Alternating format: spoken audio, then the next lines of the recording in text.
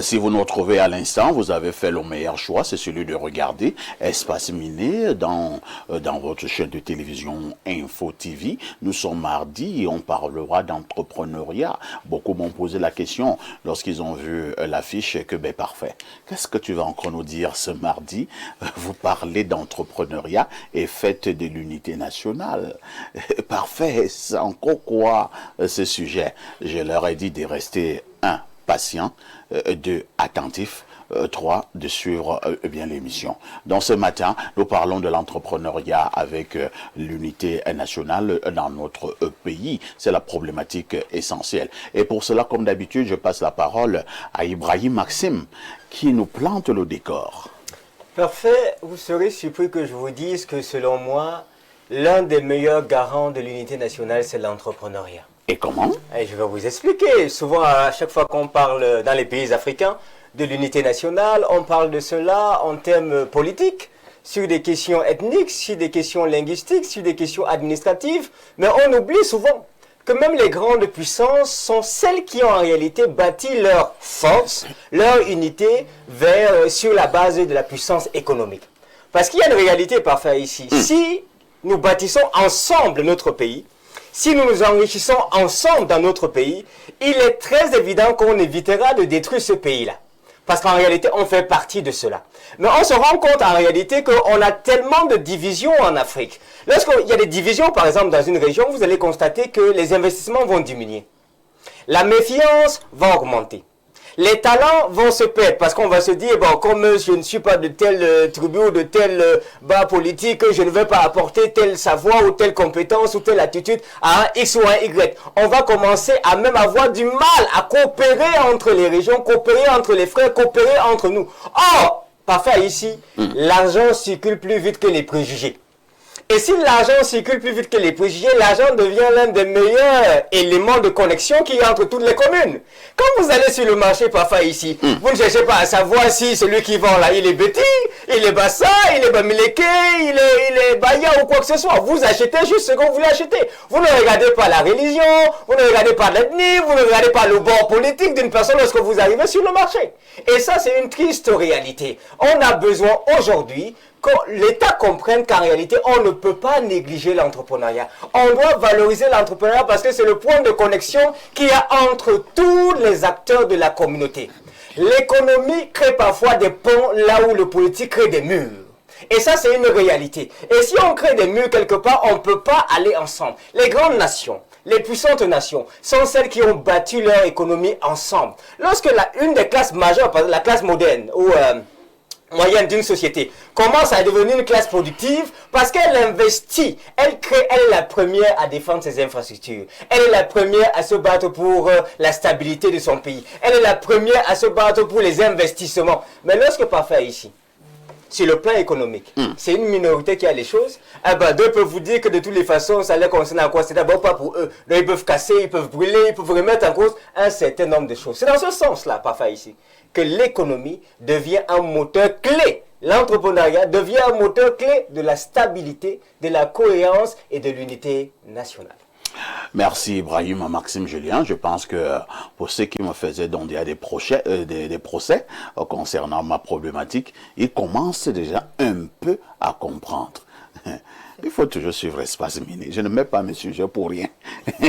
Je passe la parole à Djama Fils, qui est un observateur très averti du monde entrepreneurial, lui-même étant également un entrepreneur. Alors, je retiens 2 ou 3 choses sur ce qu'Ibrahim a relevé tout à l'heure. On doit bâtir ensemble, on doit entreprendre ensemble. Et lorsque nous bâtissons et nous entreprenons ensemble, forcément, nous serons donc unis. Une autre chose, l'État doit valoriser l'entrepreneuriat. Si nous ne valorisons pas l'entrepreneuriat, nous n'aurons pas une bonne économie. Et si dans un pays, il n'y a pas une bonne économie, comment on va parler d'unité? Je vous passe la parole. Ibrahim a parlé des évidences sociologiques, des évidences culturelles, des évidences économiques et même éducatives. Et je crois que c'est tout à son avantage d'avoir fait comprendre cela au peuple aujourd'hui à Mondovision. Simplement pour rappeler qu'on ne peut pas bâtir tout cela sans la confiance. Tout à fait. On nous a été enseigné quand même en marketing que le commerce est basé sur le crédit. Et le crédit, c'est la confiance. Mais comment y arriver avec une élite prédatrice, égoïste, cupide, mesquine, où tout ce qui est bâti sur le plan éducatif converge vers le regard vers l'extérieur, où on ne regarde pas vers l'intérieur. C'est pour ça que dans cette thématique, j'aurais préféré qu'on enlevât le mot unité nationale pour pas du mot cohérence, cohésion nationale. Pour la simple raison qu'à chaque fois que j'ai entendu parler d'unité nationale, je l'ai entendu des bouches des personnes qui ne croyaient pas au Cameroun. Des bouches des personnes qui étaient prêtes à aller chercher des éminences grises ailleurs alors qu'ils avaient leurs propres enseignants ici et des éminences grises qui leur disaient la même chose tous les jours, mais ils préféraient que ce sont des gens qui avaient la peau hélène qui venaient le leur dire parce qu'en réalité, il y a autre chose à l'intérieur. Il faudrait que nous puissions nous regarder droit dans les yeux pour dire simplement que c'est lorsque nous finissons par bâtir, comme il a dit ensemble, que nous avons l'intérêt à conserver cela ensemble. Vous savez, mon grand-père me disait toujours, n'achète pas un habit précieux à un enfant ou à un ami. Il n'y trouvera pas de l'importance. Mais emmène-le à travailler et à obtenir la même chose. Tu verras comment il se battra pour conserver la chose en question. C'est la même chose qui nous arrive aujourd'hui. Nous sommes dans une société où le fait de donner, par exemple, de l'argent à une jeunesse, il y a des politiques nationales qui sont mises en place. Peut-être j'avance plus vite à une jeunesse, mais vous ne leur apprenez pas en réalité comment constituer le capital. Or, il faut enseigner l'enfant à être entrepreneur dès son bas âge. C'est pour ça que je dis que l'entrepreneuriat est d'abord culturel. Il est sociologique et maintenant il est éducatif. Comprenez un peu. Il faut éduquer les gens à être des entrepreneurs. Il n'y a pas un clan social qui sont des businessmen innés. Non. On a l'impression que c'est culturel. On a l'impression que c'est sociologique. Ah, pas pour une tribu, c'est un tribut. Parce que les parents s'y sont mis très tôt et ont commencé à apprendre aux enfants comment vendre, comment conserver le capital, comment mettre de côté l'intérêt, comment augmenter son capital, ainsi de suite. Et l'enfant, en grandissant, prend goût. Mais lorsque l'enfant est là, il a vu papa est fonctionnaire, il n'a jamais vendu des bonbons, il n'a jamais eu le capital de côté, il n'a jamais mis l'intérêt de ces bonbons de côté, il ne connaît pas l'importance de la chose. Subitement, demain, vous pensez que vous en ferez des hommes d'affaires. C'est faux. La preuve est là. La plupart de ceux qui nous gouvernent aujourd'hui, parce qu'ils sont aux affaires, ils ont des moyens de bâtir des grandes plantations, ils ont des moyens de bâtir des entreprises, mais à la fin, lorsque le pouvoir leur est enlevé, nous voyons bien que tout ça tombe. Parce qu'ils n'ont pas la science du business. Ils n'ont pas la science de l'entrepreneuriat. Or, l'entrepreneuriat est une science. C'est une école. Il y a des réflexes. Moi, je vais vous rappeler une anecdote. Pour avoir fait la cellule de communication de quelqu'un de très riche que nous connaissons tous, pour ne pas le citer, Baba Dampolo, j'ai assisté un jour à une scène où des jeunes gens qui étaient des porteurs d'affaires sont venus le rencontrer un samedi, mais j'avais été invité parce que je devais travailler avec lui. Et après avoir écouté ces jeunes gens, rapidement, tous les trois, il a retenu un. À la fin, lorsqu'il a fini avec eux, même ce dernier, il lui a demandé de repasser me voir mercredi. Et je lui ai posé la question, mais Président, comment tu fais pour rejeter les trois propositions d'affaires là et retenir celle-ci? Il me dit, c'est le flair, c'est l'esprit. J'ai été habitué comme ça, et lorsque je retiens, je sais que ce sera bon. Quand mon esprit rejette, il a rejeté. Ça, c'est la culture. Ça se cultive. Et par empirisme, il y est arrivé et il prospère. Et nous savons chacun de nous qui il est. Tout à fait. Vous comprenez un peu? Donc si l'enfant ne commence pas très tôt, il ne pourra pas s'en sortir. Donc je profite de cet espace pour inviter les parents que nous sommes à donner des petits moyens aux enfants afin que ceux-ci commencent à s'accoutumer au commerce et au business. Il n'y a pas un peuple de businessmen, il n'y a pas un peuple d'hommes d'affaires, non. Ça s'apprend. Ça s'apprend. Il faut que nous ayons des acquis, que nous cultivions des réflexes. Et maintenant, à partir de ce moment-là, il y a autre chose que je voudrais ajouter. Il faut du patriotisme, parce que les hommes d'affaires sont des conquérants. Il faut du patriotisme. Il ne nous faut pas des vampires, des antipatriotes. Et ça, aujourd'hui, nos sociétés africaines en souffrent énormément et le Cameroun davantage. Vous ne pouvez pas bâtir des hommes d'affaires qui refusent de développer le blé, par exemple, pour citer celui, pour ne pas le citer, et de cultiver le maïs et Entre-temps, ce sont eux qui sont quand même les présidents des structures comme le GICAM, mais ils n'ont aucune plantation. Ils sont présidents des structures comme les CAM, ils n'ont aucune entreprise. Attendez. Vous tirez la balle réelle. Hein? Non, nous sommes des blagueurs. Il faut qu'on se le dise. Nous sommes des blagueurs. Il faut que l'État impose à chaque homme d'affaires là qui dit qu'il est homme d'affaires au Cameroun d'avoir une plantation, qu'il soit capable de produire de l'EVA, produire le blé. Et même, il ne faut plus qu'on produise des produits coloniaux. Il y a mieux à faire. Il y a tellement à produire. Un peuple ne peut pas se bâtir en ayant faim. Ce n'est pas possible. Regardez aujourd'hui la politique d'impôt-substitution. On a tourné le président Biya en bourrique. Avec la politique d'impôt-substitution. Chaque année, c'est le ministre qui va quand même vous signer un papier là pour importer telle chose, pour importer cela, pour importer ceci. Mais entre-temps, qu'est-ce qui est fait pour booster la culture de ces plantes chez nous? Qu'est-ce qui est fait? Est-ce qu'il n'y a pas de jeunes gens capables de produire cela, à qui on peut donner des moyens? Mais à chaque fois que vous importez, vous coupez quand même l'herbe au pied à la fameuse politique d'import-substitution. Très bien. En le disant, je chuter. dis rien de nouveau. Hein, je ne vais pas chuter, mais je sors tout simplement en disant qu'il faudrait que nous changions. Parce que chuter là, chaque jour, nous allons très bas. Merci Adjama Fils.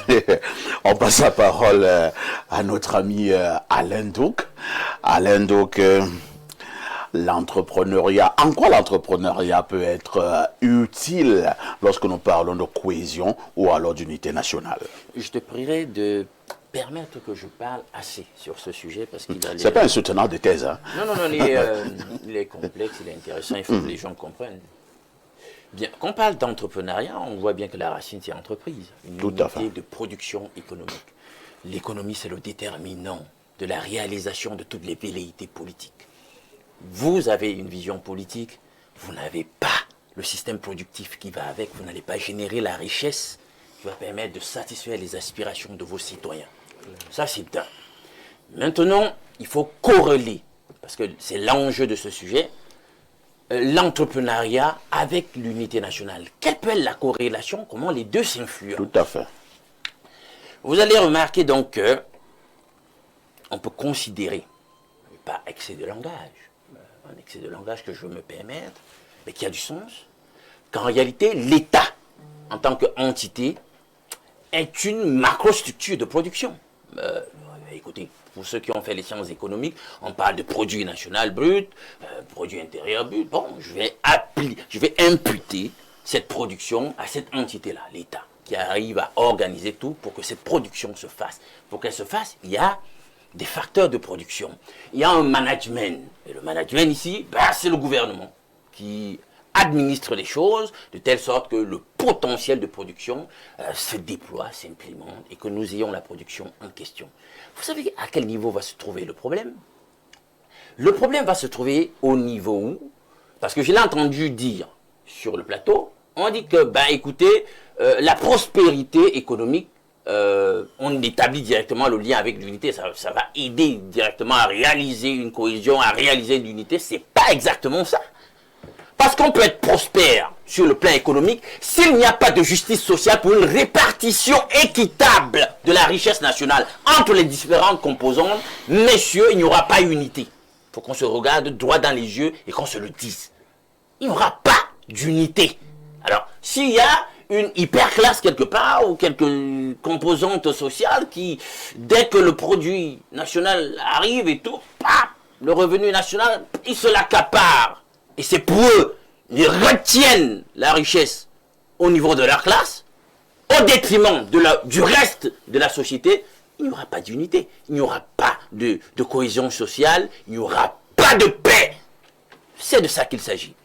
Donc, pour donc que nous ayons donc cet équilibre entre la production, le système productif, la richesse du pays, et puis maintenant l'unité, il faut cette adéquation.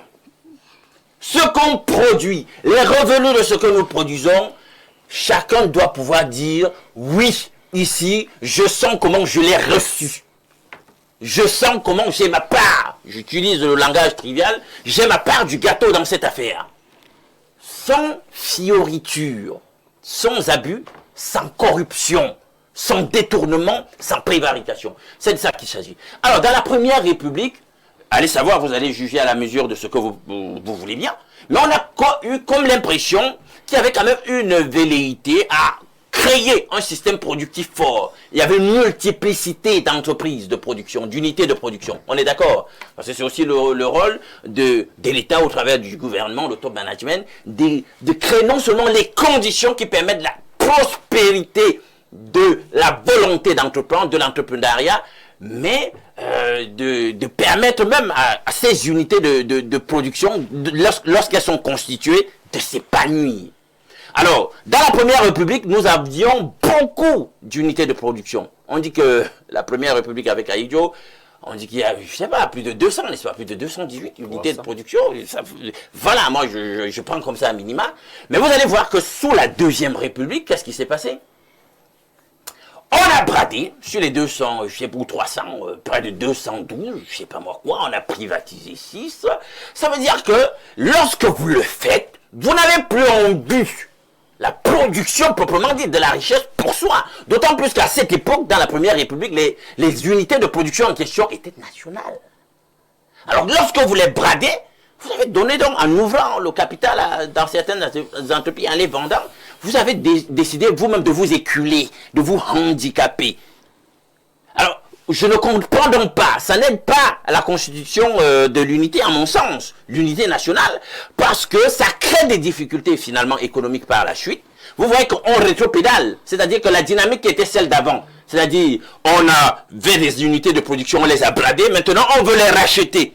Mais alors comment? Vous avez bradé une unité, une entreprise qui était nationale à 29 milliards. La Sonel. Puis vous la rachetez finalement à quelques années milliards. à 78 milliards. Ouh là là, mais avec une dette à la clé de 800 milliards. Vous imaginez toute la mauvaise affaire. Mais pourquoi on ne nous explique pas ces choses, Alain Douk? Parce que on dira que comme nous ne connaissons rien en économie, nous ne connaissons rien de l'État, de la gouvernance, voilà pourquoi nous sommes des gros totaux. C'est-à-dire qu'on a vendu une entreprise à 20 milliards. Et lorsqu'on rachète notre même entreprise, nous la rachetons à plus de 60 milliards. Moi, j'ai le bonheur d'avoir fait les séances économiques. Non, explique-nous. Tu vois donc pourquoi je ne peux pas être heureux et je ne peux pas être je peux pas être et on nous dit une affaire comme cela, la vie continue. Non, la vie continue, qu'est-ce que tu peux... Puisque dans notre corporation que j'ai décrite, l'État, notre corporation allégorique, il y a des problèmes de rapport de force. T'as beau parler, on pas à cause toujours. Dans le rapport de force, tu ne peux rien. Même si tu sais que c'est pas ça qu'il faut faire, on le fait. C'est ça le problème. Or, des gens ont exploité cette richesse. C'est là où le bas blesse.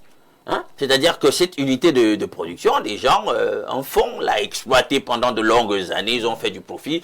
Qu'ils ont vu que l'asset, c'est comme ça qu'ils appellent cet anglicisme. Cette affaire, c'est plus autant rentable que ça, ils vous retournent l'affaire, et là, avec une énorme dette de 800 milliards. Et on commence à célébrer. On célèbre. On se redevient le Camerounais, la nationalisation de nos entreprises. Si c'est fanfaronné, fanfardé sur ce sujet qui permet qu'on ait une espèce d'unité, non, moi je me désolidarise, on n'est pas unis. C'est une très mauvaise affaire sur le plan économique. Très bien. C'est une très mauvaise affaire sur le plan économique. Merci Alain Doucan pour cette géniale démonstration. Mais quelque part, on ne va pas aimer ça. Il ne faut plus avoir ce genre de démonstration sur ce plateau. Alors, on passe la parole à notre ami Yeya Amot Jean-Baptiste du MP3. Qu'est-ce que le MP3 entend de manière générale par entrepreneuriat pour un pays pauvre et très endetté comme le nôtre, surtout lorsque nous parlons d'unité nationale? Avez-vous réfléchi sur ce genre de problématiques? Bien sûr, nous avons largement discuté sur cette problématique. Et déjà, pour le MP3, quand on parle d'unité nationale, on ne peut qu'avoir une unité nationale quand il y a la justice sociale, la prospérité partagée, tout à fait, ainsi que quand le respect de la volonté populaire, qui est dans le respect de la volonté populaire. Alors, on pense qu'il y a justement une corrélation entre l'unité nationale et l'entrepreneuriat.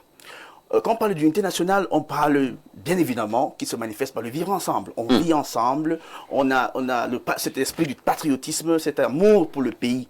Et pour justement vivre ensemble en harmonie, il faut bien sûr qu'on puisse manger ensemble.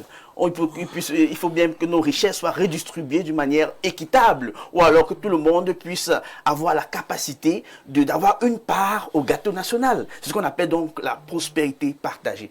Et vu que tout le monde ne peut pas, d'une manière personnelle, justement, s'amputer du gâteau national, il faut bien que les politiques étatiques puissent faire en sorte que les jeunes qui ne voient pas seulement être fonctionnaire comme la seule source de la façon de gagner sa vie, puissent créer des conditions pour favoriser justement l'entrepreneuriat, pour justement arriver à ce que notre prospérité soit justement partagée par tout le monde et que tout le monde ait la possibilité de pouvoir jouir des bienfaits, des ressources de notre pays. Et ça passe par une éducation. Le pasteur là c'est bien dit que d'autres personnes, ça vient presque naturellement vu que c'est culturel. Mais l'État doit faire en sorte que cette culture de l'entrepreneuriat soit vraiment infuse dans chaque Camerounais dès la base. Et ça revient donc à notre système éducatif. Nous voyons que notre système éducatif ne produit pas justement des personnes qui sont prêtes à entreprendre. Nous pensons que si on transforme nos différents établissements en des incubateurs, que chaque établissement puisse avoir un volet pratique qui fait en sorte que les connaissances qu'on acquérit par le bien de l'éducation peuvent nous aider à transformer, justement, à bâtir notre pays. Nous pensons que si un système éducatif qui inclut l'aspect entrepreneurial dans, justement, ses programmes, ça peut vraiment favoriser un développement vraiment uniforme du pays. Parce que et c'est vraiment un grand risque, si on continue à évoluer de cette manière, qu'on n'accompagne pas justement les jeunes à s'intéresser dans l'entrepreneuriat, on n'accompagne pas les jeunes avec le financement conséquent, on risque d'arriver là où il y a des frustrations au niveau des inégalités économiques qui peuvent influencer le vivre ensemble. Nous avons vu des réactions des uns et d'autres qui commencent justement à fustiger certains ethnies à cause de peut-être l'aspect économique. Mais l'État donc a donc l'urgence de revoir dans quelle mesure on peut inculquer justement cette compétence entrepreneuriale dans chaque jeune à partir du primaire, passant par le secondaire, et que chaque unité d'éducation soit vraiment transformée à des incubateurs pour pouvoir étudier les Camerounais. Et dans cette mesure-là, on pourra donc pouvoir célébrer l'unité nationale dans le patriotisme et la prospérité partagée. Merci. Il y a quelqu'un sur ce plateau qui parlait là de patriotisme lyonnais. Lorsque nous parlons d'entrepreneuriat et entrer à l'unité nationale, nous aurons beau avoir de très grandes entreprises, avoir même peut-être une économie, peut-être même à 2 chiffres, pour parler comme les experts. Mais si nous n'avons pas le patriotisme, est-ce qu'on aboutira véritablement à notre objectif? Alors, lorsqu'on parle d'unité nationale, on a souvent tendance à penser qu'il suffit juste de faire de beaux discours. Il faut vivre ensemble, il faut s'aimer, il faut. Non, mais l'unité nationale ne se résume pas juste à des discours, parce que là, mon co-panéliste vient juste de soulever un problème assez important, du moins fait une remarque assez importante. Il ne faudrait pas qu'on parle simplement d'unité nationale, mais également, pas seulement de vivre ensemble, mais également du manger ensemble. Et ça, c'est Vous insistez. Oui, c'est quelque chose qui m'interpelle personnellement. Pourquoi? Parce que une personne qui a le ventre vide, qui depuis le matin n'a rien mis dans sa bouche et ne sait même pas s'il va terminer la journée avec quelque chose dans la bouche, n'aura pas, n'est-ce pas, n'entendra pas ça de la même oreille. Il ne peut pas comprendre vos histoires d'unité nationale. Il ne peut pas comprendre vos histoires d'unité nationale, que mais moi j'ai rien mangé. Voilà des gens qui mangent bien. Ils trouvent même que c'est de la provocation. Voilà des gens qui mangent bien 3 fois par jour. Vous voulez me parler d'unité nationale? Mettez pour moi ici sur la table et puis voilà, là on pourra parler d'unité. Donc, et sincèrement, je pense aujourd'hui pour te résumer sur ce premier jet, on dira qu'il n'y a pas un problème de vivre ensemble au Cameroun. Nous vivons ensemble. On vit ensemble. Mais nous ne mangeons pas ensemble. On ne mange pas ensemble. Et c'est là que réside justement tout le problème. Tout le problème. Et vous savez, une jeunesse qui a faim est une jeunesse qui est plus ou moins manipulable. Donc lorsque des jeunes ont faim, lorsque les gens en général, pas seulement des jeunes, parce qu'on voit également même des adultes, de vieilles personnes qui se travestissent, qui font des choses absurdes juste pour avoir quelque chose à mettre dans la bouche. Donc une personne qui a faim, une personne qui est facilement manipulable, c'est une personne qui est réceptive à des discours de haine, de stigmatisation, parce que, figurez-vous, on voit souvent, on a observé, n'est-ce pas, pendant la période électorale, on ne va pas revenir là-dessus, des débats houleux sur la toile, où on avait, n'est-ce pas, une sorte d'opposition entre des personnes qui se disent être délaissées et des personnes qui sont dans la mangeoire, entre guillemets. Donc, ouais, il y a cette fracture sociale, il y a ce sentiment d'abandon, on se sent mis de côté, on se sent exclu. Et je pense sincèrement que l'État, donc le gouvernement, doit également, on va dire quoi, mettre en place des politiques qui favorisent donc cette inclusion-là. Et l'entrepreneuriat joue donc ce rôle qui permettra de donner aux jeunes des ressources pour pouvoir s'autosuffire. Parce que dans un contexte où c'est clair qu'on ne pourra pas employer tout le monde, les pouvoirs publics, même avec toute la volonté du monde, ne pourront pas donner du pain à tout le monde. Mais au moins, à défaut de donner du pain à tout le monde, mettre en place, pourquoi pas, des politiques qui permettent, ou alors du moins qui impulsent cette dynamique entrepreneuriale-là. C'est-à-dire, le confrère ici a parlé d'éducation. Il faut donner cette culture entrepreneuriale à nos jeunes. Et c'est là que l'entrepreneuriat, donc, justement, joue un rôle assez crucial dans cette cohésion nationale. Et Alain Douk a parlé tout à l'heure d'entreprises comme entité qui rassemble plusieurs personnes. Et je pense aussi que une entreprise en tant qu'un espace, une organisation justement qui rassemble des personnes, c'est un lieu où il y a une sorte de brassage culturel. Une sorte de brassage culturel parce que voici, prenons le cas simple du plateau d'Info TV. S'il n'y avait pas Info TV aujourd'hui, je ne serais pas forcément en contact avec mon cher frère parfait Haïssi. Donc, Info TV, cette entreprise-ci permet justement de rassembler des jeunes Camerounais autour d'une thématique. Et c'est là qu'on voit vraiment la pertinence de l'entrepreneuriat comme point de ralliement. Il y a eu récemment une actualité, bon, même pas une actualité, mais un événement assez marquant. Ça sera pour chuter. Oui, on a observé un événement assez marquant tout récemment, c'était au Palais des Sports. Donc, je ne vais pas revenir sur... Mais c'était une sorte de conférence qui a rassemblé, qui a mobilisé plus de 5000 jeunes.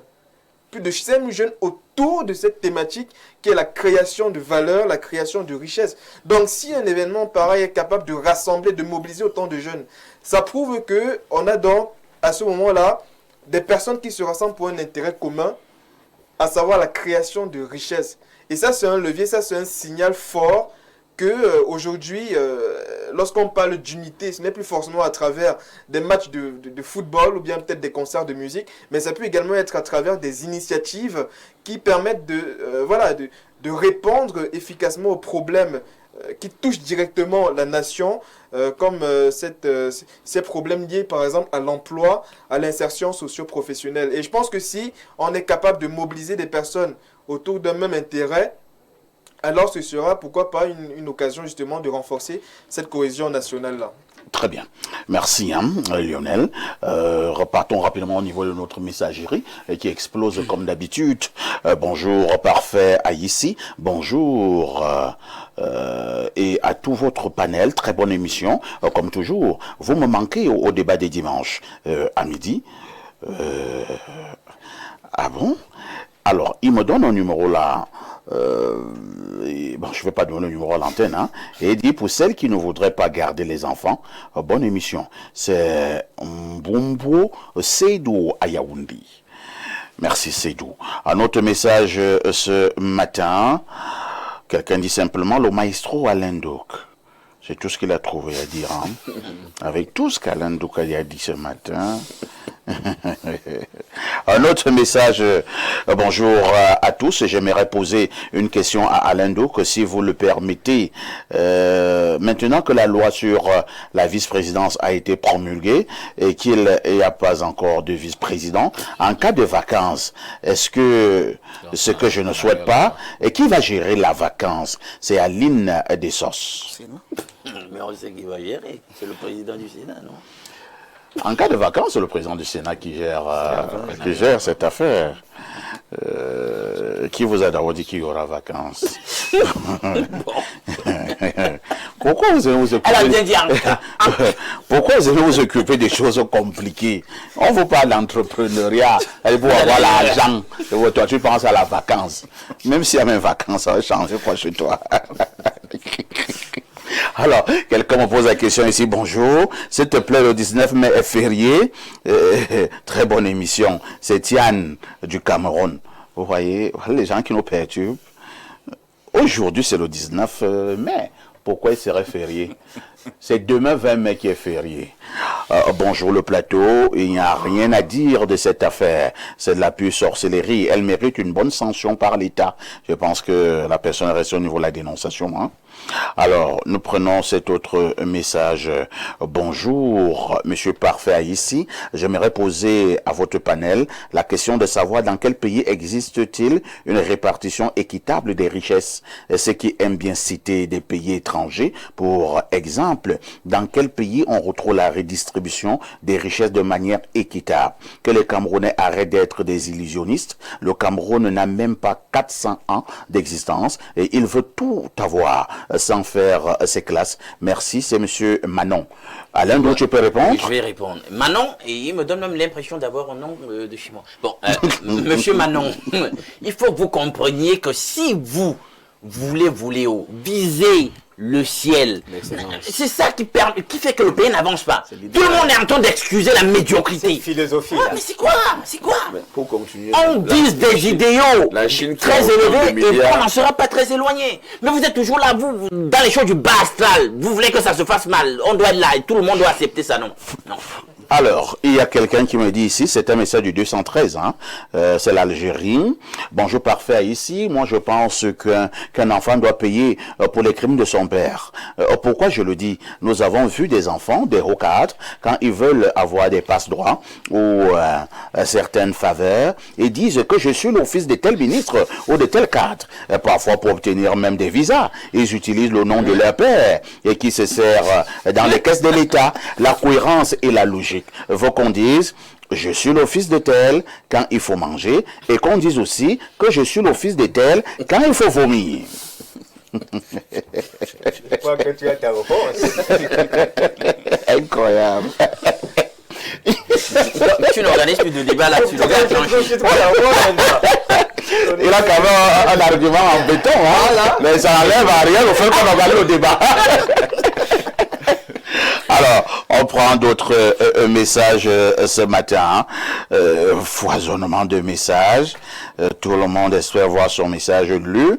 Alors, toujours un message du 213, c'est encore l'Algérie. Bonjour Lonkouta, je ne vois pas de nordistes, d'anglophones, de Bamileke ou de Pygmée sur le plateau pour parler de l'unité nationale. Le plateau doit être à l'image de l'unité nationale.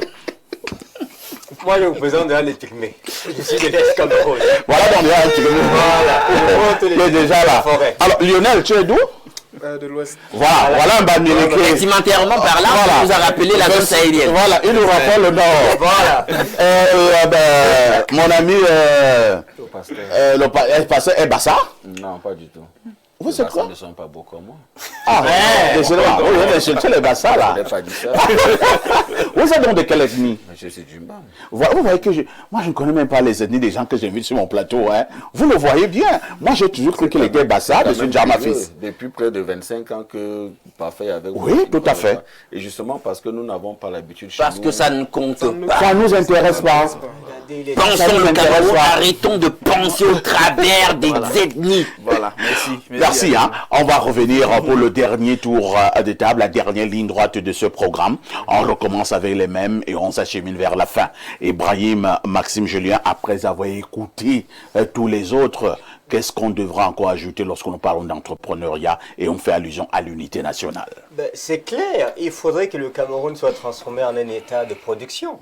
et que la majeure partie des Camerounais soient actifs dans la production. Si la majeure partie des Camerounais ont construit ce pays, la majeure partie des Camerounais vont protéger ce pays, vont protéger les édifices de ce pays-là. Et donc, ce n'est que l'entrepreneuriat qui peut faire de cette jeunesse qui est assez pléthorique une jeunesse productive. Et c'est pour ça que nous disons en réalité que l'État doit essayer, et même plus essayer, ils essayent déjà depuis fort longtemps. Maintenant, ils doivent faire en sorte que l'État devienne productif. Quand un jour j'ai suggéré qu'on devait enseigner l'entrepreneuriat à toute la nation, on m'a dit que, mais écoutez, qui va alors laver les choses là-bas, qui va faire ça? Je leur ai dit que nous, au Cameroun, on est moins de 35 millions, ça c'est sûr, d'habitants. La Chine, c'est 1,3 milliard d'habitants, c'est devenu l'usine du monde. Donc ils ont transformé 1,3 milliard de personnes en une unité de production qui alimente le monde entier. Or, nous, Africains, nous ne sommes que 1,5 milliard. Et quand on veut transformer les génères, on nous dit que c'est trop. Vous voulez dire quoi? Il faut que l'État sorte, la population elle-même aussi, sorte de ces paradigmes-là qui consistent à penser que non, on ne peut pas devenir tous producteurs. Si on devient trop producteur, qui va être celui qui va porter le sac de l'autre? Écoutez, mes amis, il y a encore des choses à faire dans ce pays. Et l'État doit faire en sorte que la jeunesse ne soit plus une jeunesse consommatrice. Parce que si cette jeunesse-là reste consommatrice et qu'elle ne devienne pas productive, ben, le chômage donne des idées, la manipulation politique, ça va arriver. Le fait d'être radicaliste, ça va arriver tout simplement parce que, comme on l'a déjà dit, ils n'ont pas du part de gâteau. Il faut construire ensemble. Et on l'a bien démontré que le vecteur économique, le vecteur NCAP, le vecteur Tiédé, le vecteur argent, c'est le fil conducteur qui peut assurer qu'il y ait une économie partout. Merci, hein. Merci Ibrahim Maxime Julien, Djama Fils, pour surtout pour ces jeunes qui nous regardent ce matin. Qu'est-ce qui devrait se dire lorsque nous parlons de cette unité nationale? Et pour ceux qui veulent justement se lancer dans l'entrepreneuriat, est-ce qu'ils ne devraient pas se dire qu'en se lançant dans l'entrepreneuriat, ne jamais oublier le fait qu'on doit être unis, ne jamais oublier le fait qu'on doit aimer son pays? On ne peut pas bâtir en détruisant, ça c'est un fait. On ne peut pas penser développer son village en allant s'installer à l'étranger. C'est encore un second fait. Qu'est-ce que je voudrais dire par là? Je voudrais dire que la mentalité estavratique que les Camerounais ont cultivée depuis la nuit des temps, même si il y a une certaine élite qui encourage cela, parce que je vais vous dire que je connais beaucoup de professeurs d'université qui n'ont pas leurs enfants dans nos universités, mais leurs enfants sont les universités étrangères.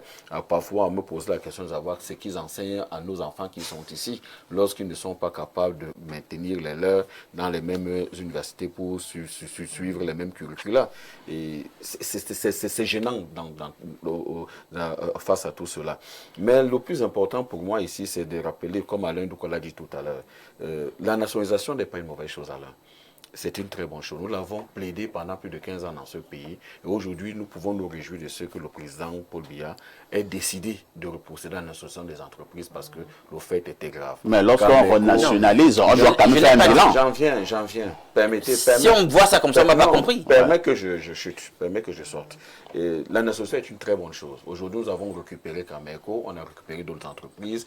Kamwate, aujourd'hui c'est Enio, on ira encore beaucoup. Est-ce qu'on a fait l'audit? On ne peut pas avoir quelque chose de parfait. Il faut bien payer le prix lorsqu'on a fait une faute. Et aujourd'hui, le peuple, ceux qui décident pour faire la faute, ils dormaient, ils avaient bu du bilibili. Tu permets, en ont pris conscience. Et mais les experts à ce niveau-là commettent ce genre de petites fautes. Mais maintenant, pour avancer, il faudrait que l'État, dans l'entrepreneuriat, puisse ôter au moins la pression fiscale qui est très forte sur le petit entrepreneur. Je prends le cas simple.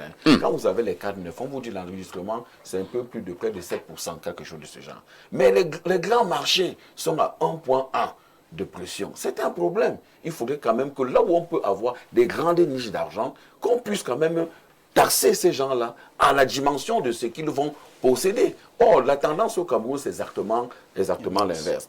Il faudrait encore qu'on revienne au niveau de ce que l'autre parlait tout à l'heure. Je voulais parler là de l'enseignement aujourd'hui.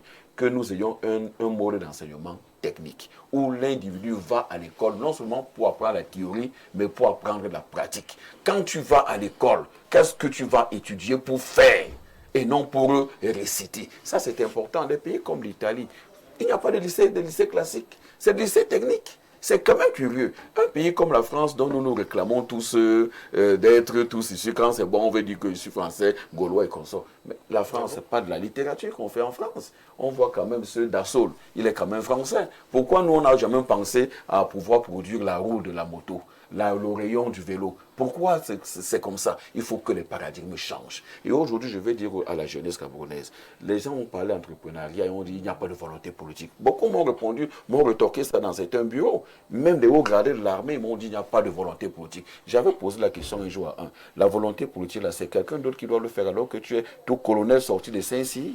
Ou bien alors c'est autre chose? C'est toi qui es la volonté politique. Qu'est-ce que tu décides pour toi? Qu'est-ce que tu décides pour ta nation? Est-ce que tu représentes la France avec Saint-Cyr? Il a baissé la tête. Bon, il est devenu un bon ami. Il a compris là aujourd'hui. Pour dire quoi? Pour dire que quittons la pensée néocoloniale.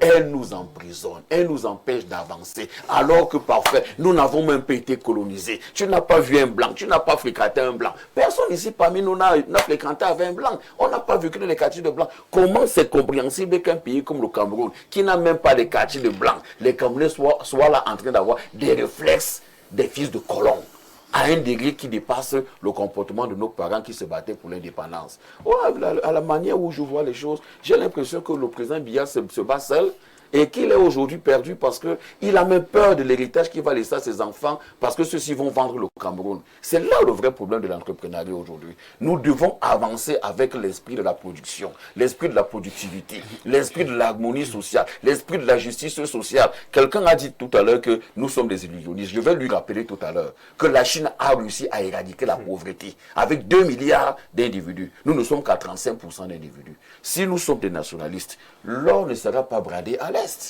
Le fer de Mbanam ne sera pas vendu à 80% pour que nous disions que nous faisons des efforts en exploitant et en transformant 20% ici. Non, nous n'aurons pas comment vous appelez, le fer de Kribla, vous avez appelé ça quoi? Le fer de Balam. Le fer de Balam. Oui, le poids, notre poids, c'est quoi industriel au portuaire là? On a mis un beau nom là. Mais en réalité, quand on voit ce qu'il y a, ça n'a rien à voir avec le chantier naval. Il y a tellement à faire. Un pays qui veut aller vers l'unité nationale, la cohésion nationale ne peut pas avoir faim. C'est une malédiction pour nous d'oser dire que nous importons du maïs. Comme j'entends ces jours-ci. C'est une malédiction. Il pleut en abondance au Cameroun.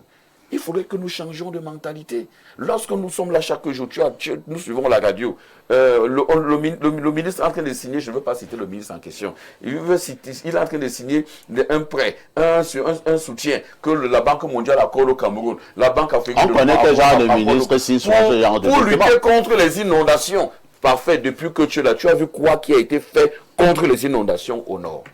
Où va cet argent? Mais quand tu enquêtes, on va dire que les journalistes sont de mauvaises personnes. Nous bavardons nous mettons nos doigts là où il ne faut pas. Rien n'est fait. Cet argent disparaît là entre les acteurs de la Banque mondiale et ceux des nôtres qui sont encore là. C'est un problème. Il faudrait que nous changions de mentalité. Et la pauvreté est aiguë lorsque vous allez de ce côté-là. Vraiment, c'est aigu. Il faut que ça change. Les populations ont besoin de vivre. Et je crois que c'est dans ce sens que ce monsieur parle de la justice distributive. C'est ça qu'il voulait dire. Merci, Djama.